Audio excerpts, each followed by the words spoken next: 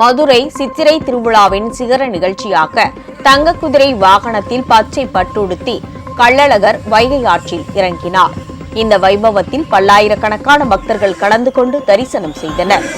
மதுரை மீனாட்சி அம்மன் கோயில் சித்திரை திருவிழாவின் முக்கிய நிகழ்வான திருக்கல்யாணம், தேரோட்டம் ஆகியவை விமர்சையாக நிறைவடைந்தன.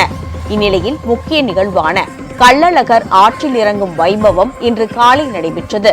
இதையொட்டி அழகர் கோவிலில் இருந்து கள்ளழகர் வேடத்தில் வந்த சுந்தரராஜ பெருமாளை மதுரை மாநகர எல்லையான 3 மாவடியில் பக்தர்கள் எதிர் சேவை செய்து வரவேற்றனர். இன்று காலை வெள்ளிக்குதிரை வாகனத்தில் சென்று வீரராகவ பெருமாள் வரவேற்றார். சரியாக காலை 6 மணிக்கு தங்க குதிரை வாகனத்தில் பச்சை பட்டுடுத்தி வைகை ஆற்றில் இறங்கினார். அப்போது லட்சக்கணக்கான பக்தர்கள் கள்ளழகரை தரிசனம் செய்தனர். பக்தர்கள் வெள்ளத்தில் ஆடி அசைந்து வந்த கள்ளழகரை சர்க்கரை சொம்பில் தீபம் ஏற்றி பக்தர்கள் வழிபட்டனர். ஒரு சிலர் கள்ளழகர் வேடமிட்டும், கருப்பண்ணசாமி வேடமிட்டும், கள்ளழகர் மீது தண்ணீர் பீச்சி அடித்தும் தங்களது நேர்த்திக்கடனை நிறைவேற்றினர்.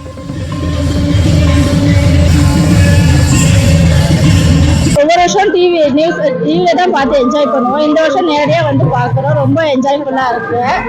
சொல்ல வேண்டதுல நடக்கும். நிறைய ஊர்ல இருந்து நிறைய ஆளுங்க வருவாங்க. எங்களுக்கு வந்து மதுரையில பிறந்ததுனால எங்களுக்கு சித்திரை திருவிழா ரொம்ப ஸ்பெஷல். மதுரையில் இந்த திருவிழா எடுத்துக்கிட்டீங்கன்னா எல்லா ஊருக்காரங்களும் வர்றாங்க. எல்லா ஊருக்காரங்களும் வருவாங்க. பார்க்கறதுக்கு ஒரு பிரம்மாண்டமா இருக்கும். ரெண்டாவது அந்த கள்ளழகர் பாட்டு, அதுதான் மெயின். இங்க அந்த பாட்டு போட்டோம்னா நம்ம கால் அப்படியே ஆட ஆரம்பிச்சிடும். இன்னும் கொஞ்ச நேரம் தான். அதுக்கப்புறம் அந்த பாட்டுக்கு எங்க இருக்குதோ என்னாலே நான் நிற்க முடியாது. அப்படியே ஒரு ஆட்ட ஆரம்பிச்சிடும். இன்னும் 2 நாள் இருக்கு. வண்டியில இருந்து ரிட்டர்ன் போற வரைக்கும், சனிக்கிழமை வரைக்கும் இருக்கு திருவிழா. மதுரை திருவிழா இது எங்கேயும் இந்த மாதிரி வராது. செம்ம திருவிழா.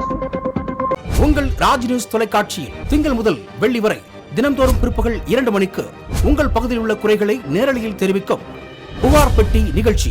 பங்கு பெறுங்கள், பயனடையுங்கள், காணத் தவறாதீர்கள்.